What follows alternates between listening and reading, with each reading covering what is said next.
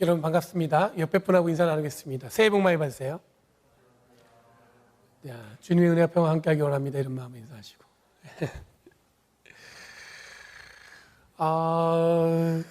여러분들 보고 싶습니다. 새해가 2021년이 오면 더 자주 뵐 줄 알았는데 더 상황은 어려워진 것 같아가지고 마음이 좀 무거운데 그 와중에 그래도 간간히 보는 송영란 집사님 머리 이쁘게 자르셨네요. 다들 궁금해요. 어떻게 미장원이 문 닫았는데 어떻게 잘랐을까? 그거 궁금해하는데 여러분들 2021년 첫 주일입니다. 최근에 여러분들 제가 가장 많이 하는 인사가 뭐냐면 새해 복 많이 받으세요라는 인사 하시죠.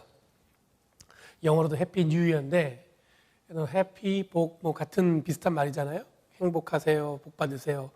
아마 전 세계적으로 비슷하게 새롭게 시작하는 여정 가운데 간절히 서로 인사하면서 바라는 마음은 뭐냐면 정말로 행복하고 복 받았으면 하는 마음으로 인사를 나누는 것 같습니다.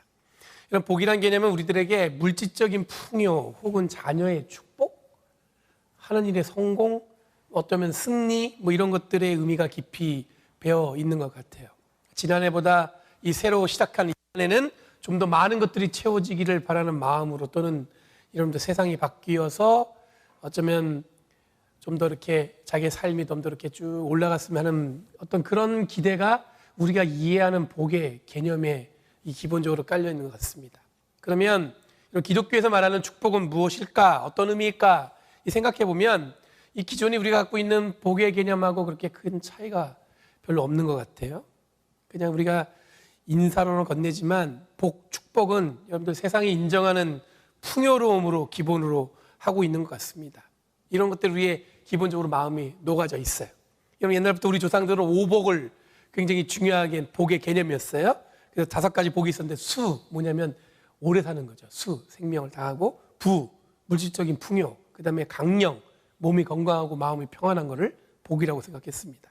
그리고 유호독, 뭐냐면 덕을 지키는 것을 하나의 복이라고 생각했고 또 고종명이라고 해서 제 명대로 살아가는 것, 그러니까 자기가 갖고 있는 수명대로 살아가는 것을 복이라고 여겼습니다. 그러다 보니까 우리들이 처음 축복에 대한 이야기를 들었을 때 진정한 그리스도인으로서 축복의 이야기가 아니라 이 세상에 바라는 축복의 개념이 우리 안에서 크게 자리한 것 같습니다. 이런 한자라는 복은, 한자에서 복은 단어를 보면은 원래 재단에 그려놓은 시자와 수를 나타내는 주자가 복이었습니다. 근데 주가 이 가득할 복으로 바뀌었다고 합니다.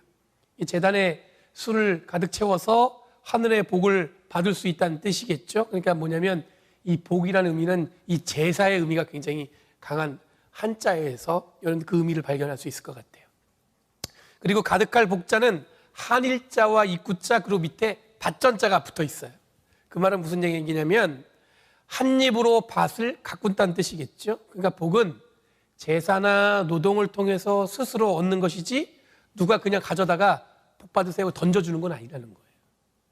좀 더 이렇게 좀 밭전자를 강조해서 말씀드리면 복은 열심히 수고한 가운데서 올 수 있는 것이겠죠.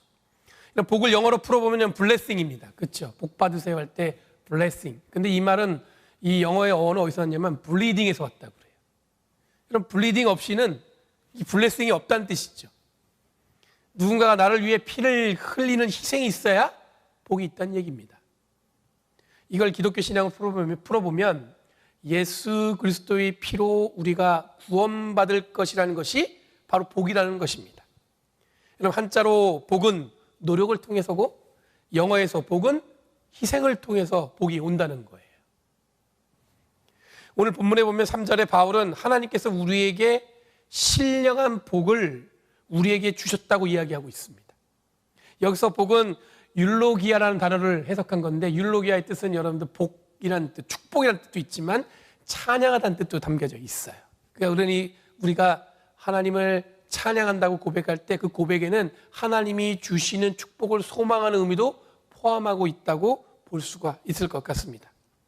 그런데 바울은 이 축복을 n이라는 전치사를 묶어서 설명하고 있습니다. 우리말 성경에는 이게 n이라는 전치사가 정확하게 딱 드러나지 않아요. 영어 성경에 보면은 in Christ, in the heavenly place. 그래서 in이라는 단어로 여러분들 n을 정확하게 번역하고 있습니다. 그래서 여러분들 복이 어디서부터 오는 거냐면 명확하게 in Christ, 그리스도 안에서 온다는 것이죠. in the heavenly place, 뭐냐면 하늘이, 여러분들 뭐냐면 하늘에 속한 것에서 복이 주어진다는 의미입니다. 그러니까 우리가 기대하는, 우리가 고백하는, 성경이 이야기하는 복은 그걸 신령한 복이라고 우리가 번역을 했는데, 그 복은 어디서부터 오는 거예요? in Christ, 그리스도 안에서 오는 것이고, 또 어디서 오는 거예요? 하늘에 속한 곳에서 온다는 의미입니다.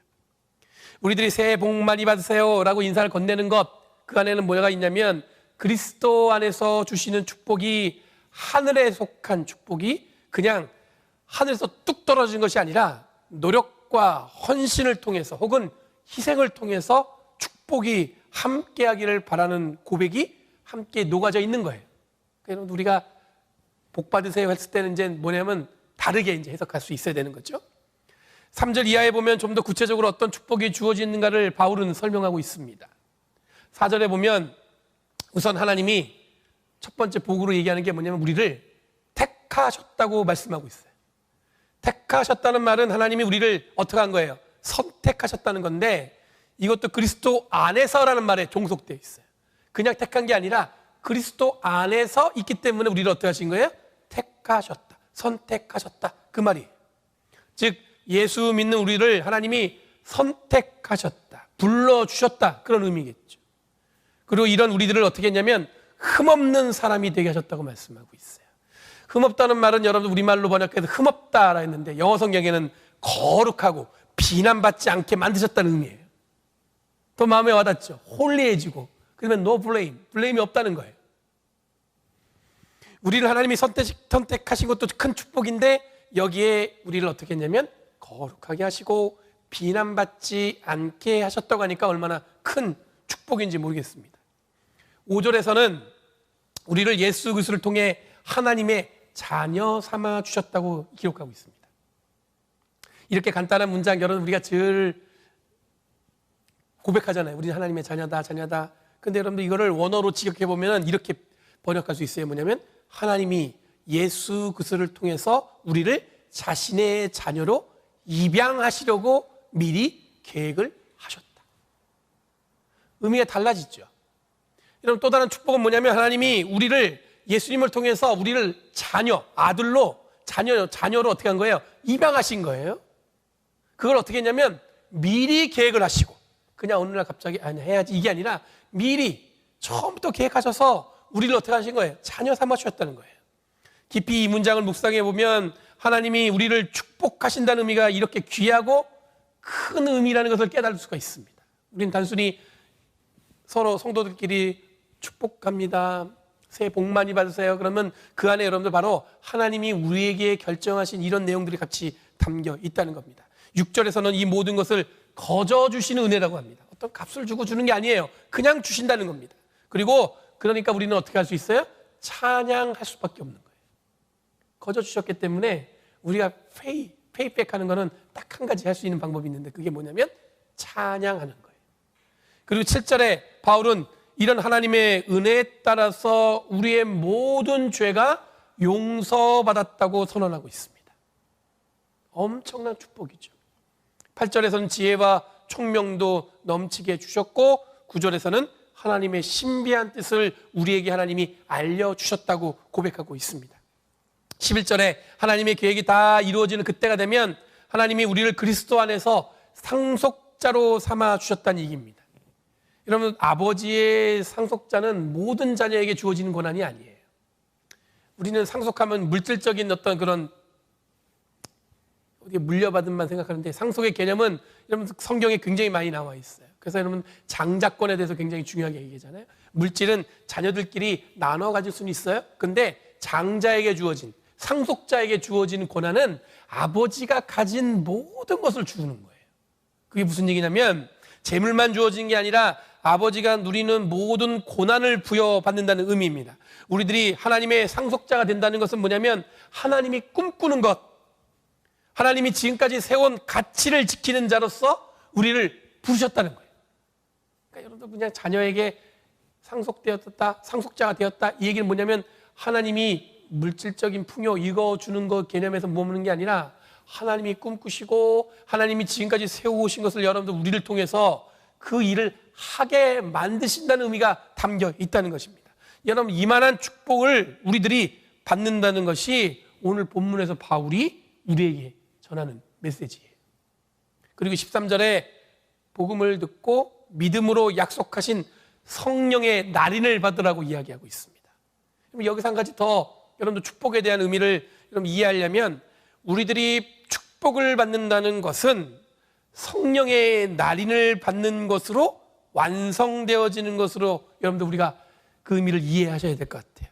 성령의 날인을 받는다는 것은 여러분들 우리를 선택하시고 자녀 삼으시고 흠없이 거룩한 자녀로 모든 죄를 용서해 주신다는 것에 대한 표징을 받는다는 것과 마찬가지예요. 그러면 성령 받는 것과 축복을 함께 연결해 보면 14절에서는 성령이 어떻게 축복과 연결되는지에 대해서 더 자세하게 설명하고 있어요. 바울은 성령이 우리에게 주어질 상속의 담보라고 이야기하고 있어요. 담보. 즉 하나님이 우리에게 성령을 주신다는 것은 우리들이 반드시 받아내야 할 간절함으로 특별하게 주시는 것이에요. 그런 것이 아니라 이미 우리를 축복하기로 마음을 결정하신 하나님이 성령을 우리에게 담보를 주셔서, 영어 성경에는 이걸 여러분 개런티 하셨다는 거예요. 개런티. 그렇게 번역했는데 우리들이 완전히 구원받을 때까지 우리를 축복하신다는 것을 뭘로요? 성령을 통해서 개런티해 주는 거예요. 담보로 주셨다는 거예요. 성령 받음으로 우리는 어떻게 할 수 있다는 거예요? 구원받을 수 있다는, 축복받을 수 있다는 그런 확실한 의미를 우리의 마음속에 새겨 놓았다는 얘기입니다. 그러니 우리 고백해야 할 축복은 뭐냐면, 철저히 하나님으로부터 시작해서 하나님의 은혜로 구원받고 우리의 모든 죄가 용서되어져서 흠없는 자녀로 이 땅을 살아가고 하나님의 상속자가 되는 것을 말하는 것입니다. 그리고 이것은 성령을 통해서 우리에게 어떻게 되는 거예요? 개런티 되어진다는 거예요. 이것이 우리들이 고백해야 할 축복, 우리들이 받은 축복이고 우리들이 나눌 축복이라는 뜻입니다. 여러분, 매튜 폭스라는 신학자가 있어요. 이 사람이 쓴 책 중에 오리지널 블레싱이라는 책이 있습니다. 한국어로 뭐라고 번역하냐면 원복이라고 번역했습니다. 이 책은 굉장히 유명한 분인데 우리는 흔히 여러분들 원죄, 오리지널 신에 대해서 굉장히 익숙하죠. 이를 통해서 우리는 강력하게 그리스도인이라는 것을 인식합니다. 원죄.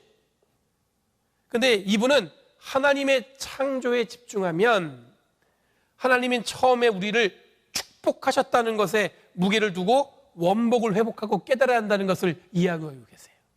그러니까 여러분들 우리가 원래 죄가 있는 그 전에 하나님 우리를 어떻게 하셨어요? 블레싱, 축복하셨다는 거예요. 이 세상을 창조함으로. 여러분 잘 아시는 것처럼 아담과 하와로 인해서 죄의 문제가 인간의 삶에 복잡하게 얽히게 되었습니다. 그래서 여러분 우리가 뭐라고 얘기하냐면 원죄라고 얘기하죠. 하나님은 끊임없이 그런데 우리 인간을 축복하고 구원하기 위한 노력이 이 성경 전체에 담겨져 있다는 거예요. 이런 의미에서 보면 우리들이 이해할 축복의 의미는 더욱더 분명하게 할 수 있는 것 같습니다. 하나님이 이 세상을 창조하시고 이 세상을 돌보기 위해 사람을 자신의 형상대로 창조하셨습니다. 이 사실이 바로 우리들에게 주어진 축복이라는 것을 기억해야 된다는 거예요. 여러분, 우리는 보이는 것에 열광하지 않습니다. 눈에 보여야 뭔가 확신이 생기잖아요. 근데 우리는 눈에 보이지 않고 하나님을 보기 위해서는 여러분들 옆에 사람의 형상을 보는 순간에 하나님을 인식할 수 있다는 이 거룩한 선택을 받은 사람들이란 얘기예요. 창조 이야기에 보면 하나님이 우리를 자신의 하나님의 형상으로 만드셨다는 거예요. 그래서 여러분들 우리가 하나님을 보려면 누굴 보는 거예요? 거울로 여러분의 얼굴 보거나 거울이 없으면 누굴 보는 거예요? 옆에 사람 얼굴 보고 느끼는 거예요. 아, 하나님은 이렇게 아름답게 창조하셨구나. 그런 의미에서 한번 옆에 분하고 인사 한번 나눠보세요. 하나님이 그렇게 이쁘게 창조하셨네요. 앞뒤로도 한번 인사하시고, 화면으로 온라인으로 보신 분들도 옆에 있는 사람 보시면서 하나님이 이렇게 아름답게 창조하셨네요. 어제 새벽에 예배 때 여러분들 제가 나눈 이야기 중에 주제 사마라구라는 소설가를 소개했었습니다. 이 포르투갈 출신으로 이분은 1988년에 노벨 문학상을 받았어요. 포르투갈 사람으로선 처음으로 노벨 문학상을 받은 사람이에요. 이분이 쓴 소설 중에 뭐가 있냐면 눈먼 자들의 도시라는 소설이 있습니다. 이 갑자기 눈이 멀어버리는 전염병이 막 돌면서 눈이 먼 사람들을 이 병원에 가두면서 시작하는 이야기로 이 극한 이 전염병의 환경에서 인간이 보여주는 이기적인 것들을 잘 묘사하고 있습니다. 그런데 이런 이기적이고 폭력적이고 광기 어린 상황에서 인간의 존엄성을 지키며 서로가 서로를 돕고 이를 위해 희생하는 자들이 등장하는 것을 소설은 잘 표현하고 있어요. 그럼 가장 절망적인 상황에 놓인 인간의 본성은 가장 이기적이고 폭력적인 것이 드러나지만 그럼에도 불구하고 그 안에서 인간이 주는 희망, 인간을 통해 받는 위로들을 이 주제, 이 사마라군은 이 소설을 통해서 잘 드러나지 않지만 감춰진 상태에서 그 내용들을 들춰 보여주고 있어요. 이런 혼란을 겪고 소설의 끝은 처음 눈이 멀게 된 사람부터 눈이 떠지면서 소설은 마무리되어집니다. 영화로도 만들어진 이 소설에서 인간은 어떤 존재보다도 가장 잔인하게 등장하지만 또한 어떤 존재보다도 가장 희망적인 존재로 또 그려지고 있어요. 그럼 이 소설을 소개하는 이유는 지금 어쩌면 우리들이 비슷한 경험을 통해서 인간의 가장 이기적인 것을 경험할 수 있다는 생각이 들었습니다. 코로나 바이러스로 여러분들 인해서 우리들이 예전과 다른 2021년 새해를 맞이하고 있어요. 그렇죠? 팬데믹으로 인해서 전혀 이 달라질 일상이 아닌 것 같아요. 그러다 보니까 2021년에 새로운 희망을 품자고 얘기하는 것이 쉬운 것이 아닌 것처럼 느껴지는 것 같습니다. 눈먼 자들의 도시처럼 최악의 상황을 경험하고 있는 것은 아니지만 은근히 이 폭주하는 전염병 속에서 나만 괜찮으면 되겠지 하는 이기적인 마음들이 이 도사리고 있는 것이 아닌가 하는 생각이 들 때가 있어요. 여러분들은 안 그런지 모르겠지만 저는 가끔 그럴 때가 있어요. 우리만 괜찮으면 됐지. 다른 사람들이 막 꼬꾸라지고 쓰러지는 것에 대해서는 별로 그렇게 와닿지 않아요. 여러분, 막연하게 잘 될 거야, 곧 좋아지겠지라는 생각을 갖기에는 우리들이 경험하는 현실은 여전히 막막합니다. 새해가 됐음에도 불구하고. 이런 스톡데일 패러독스라는 말이 있어요. 뭐냐면 베트남 전쟁 때 제임스 스톡데일이라는 그 장교, 해군 장교인데 이 사람이 이 베트남 군에 의해서 포로로 잡혔어요. 근데 8년 동안 이분이 포로 생활을 했단 말이죠. 근데 8년 동안 지내면서 온갖 고문과 여러 가지 고난이 있었겠죠. 근데 여러분 같이 잡혀간 포로 중에서는 이 막연한 낙관론자들이 아마 있었던 것 같아요. 근데 그 사람들은 늘 어떤 마음이 있었냐면 이번 부활절에는 풀려나겠지, 이번 추수감사절에는 풀려나겠지. 그런 기대가 있던 사람들은, 이 막연한 낙관론을 가졌던 사람들은 이 8년이라는 시간을 견디지 못하고 자살을 하거나 그냥 목숨을 잃어버렸어요. 이유가 뭐냐면 이번 부활절에는 풀려나겠지 했는데 안 되니까 뭐예요? 낙심하는 거예요. 이번 추수감사절은 풀려나겠지 했는데 어떻게 되는 거예요? 안 풀려나니까 낙심하는 거예요.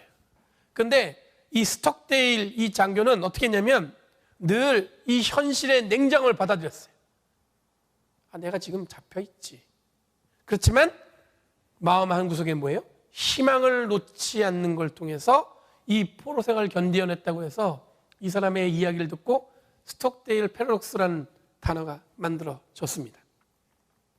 그러니까 이런 희망을 가지더라도 현재 직면한 문제를 외면하면 안 된다는 것이 그럼 이 이야기가 주는 교훈이겠죠.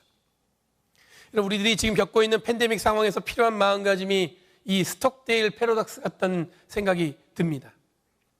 코비드-19 이후에 기업은 냉혹한 현실을 직시하고 믿음을 잃지 말아야 한다는 것이 가장 중요하게 이 기업의 운영 방침이라고 짐 콜린스라는 세계적인 컨설턴트가 얘기했다고 합니다. 그러니까 앞으로 그냥 무조건 좋아질 거야 이런 마음이 있는 게 아니라 냉정하게 지금 현실도 쭉 분석을 하고 받아들이고 그 다음에 그 한 구석에 뭐예요? 희망을 잃지 말아야 된다는 얘기가 함께 어우러져야 된다는 얘기죠. 그러니까 여러분들 뭐냐면 냉정과 희망이 어울릴 것 같지 않은데 이게 패러독스 같은 거예요. 그렇지만 함께 있어야 된다는 게 우리가 갖고 있는 가장 현명한 현실을 대하는 방법이라는 겁니다. 저는 오늘 하나님의 축복을 이야기하면서 우리들이 지녀야 할 중요한 태도는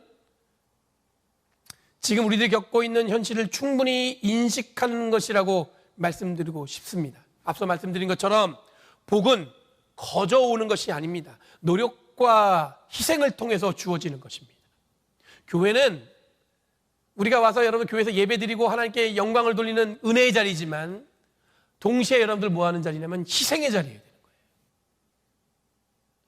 신앙은 하나님의 은혜로 우리가 구원받은 것을 고백하는 그런 은혜를 표현하는 것이 신앙생활이지만 또 한편으로는 뭐냐면 누군가는 희생해야만 그 은혜를 지속할 수 있다는 거예요. 그러니 그리스도인은 이 복을 축복으로 이해해야 하고 축복에는 하나님의 찬양하는 것을 포함하는 것이라고 말씀드렸습니다. 그리고 이 축복은 오늘 본문에 등장하는 신령한 복은 예수 그리스도 안에서 그리고 하늘에 속한 것 안에서 우리에게 주어지는 것인데 이 축복을 주는 확신은 성령을 우리에게 주신 하나님의 은혜로 확인할 수 있다는 겁니다. 여러분, 축복은 절대로 막연한 희망을 주는 것이 아님을 기억해야 합니다. 우리가 예수 믿고 그리스도이니까 당연히 축복을 받는 것은 당연한 거예요. 예수 믿으면 축복 받습니다. 그런데 이렇게만 알면 부족한 거예요. 완벽하게 축복을 이해하려면 우리들이 어떤 상황에 어려운 상황에서 드러낼 본성, 마음은 가장 이기적이고 폭력적일 수도 있다는 것을 인정하는 것이 필요해요. 기독교적인 표현은 뭐냐면 하나님이 우리에게 축복, 복음을 주셨는데도 그럼에도 불구하고 우리들은 죄를 지었다는 사실을 기억해야 된다는 얘기예요. 이런 이기적이고 폭력적인 죄인을 하나님이 선택하셔서 구원하시려고 우리들에게 여러 가지 축복을 주신 것입니다. 이것을 우리는 뭐라고 얘기하냐면 하나님의 은혜라고 고백하는 것이겠죠. 그러니 축복에 너무 무게를 두고 혹 우리들이 저지게 될 죄를 외면하지 마시고 혹은 너무 죄에 무게를 둔 나머지 하나님이 주신 축복을 가볍게 여기지 않는 저와 여러분이 되길 간절히 바랍니다. 이게 여러분들 우리가 은혜 받은 삶의 역설적인 모습이에요. 하나님의 은혜와 사랑에 감격하고 사랑하고 감사하지만 또 한편은 뭐예요? 그것을 은혜를 지속하기 위해서는 우리는 늘 어쩌면 고난 가운데 희생 가운데 있어야 된다는 사실이죠. 여러분, 2021년은 신축년입니다. 소의 해입니다. 소의 해. 코로나 바이러스와 소는 굉장히 밀접한 관련이 있습니다. 이 백신이란 말이 암소를 뜻하는 라틴어 백화에서 나온 말이에요. 여러분, 인류를 천연두에서 구해낸 사람이 영국의 에드워드 제너라는 사람이에요. 기억나시죠? 아마 예전에 배웠을 것 같은데 이 제너라는 사람이 이 솥에 젖을 짜다가 우두에 한번 걸려본 사람은 다시는 천연두에 걸리지 않는다는 사실을 이게 딱 어느 날 갑자기 딱 떠오르게 돼요. 그러면서 이분이 만든 게 종두법 혹은 우두법을 발견하게 됩니다. 즉 백신의 원조가 어디서 온 거예요? 소로부터 나왔다는 것이죠. 제가 왜 이 말씀을 드리냐면 올해가 소해니까 우리 희망을 가져봅시다 그런 얘기하는 게 아니에요. 우리들이 경험하고 있는 코로나 바이러스의 현실은 완전한 백신이 이루어지는 순간에 어떻게 돼요? 종식되어질 것입니다. 그러니 코로나 바이러스가 언제 사라질 것인가에 대해서 우리의 인생의 목적을 두지 말아야 된다고 말씀드리고 싶어서 그런 거예요. 사라집니다. 잘 아시겠지만 우리는 지금까지 모든 어려운 상황을 인류는 잘 해결해 왔고 그걸 통해서 우리는 여러분들 어떻게 보면 점점 진보해 왔어요. 근데 여러분들 우리는 한 가지 더 마음을 더 써야 될 게 뭐냐면 하나님이 그리스도 예수를 통해서 우리를 주시고자 했던 축복, 즉 헌신과 희생을 통해 주어지는 하나님의 은혜와 사랑을 기억해야 된다는 것을 말씀드리고 싶은 거예요. 그리고 성령을 통해서 확증된 선택받은 자로서의 기쁨을 하나님의 자녀로 흠없는 사람으로 이 땅을 살아가게 하신 은혜를 더불어 우리들의 모든 죄를 용서해 주신 하나님의 크신 사랑을 찬양함으로 하나님이 주신 축복을 가슴속 깊이 새기며 살아가는 저와 여러분이 되길 간절히 바랍니다. 우리는 축복받았어요. 이 축복을 우리는 나눌 책임이 있습니다.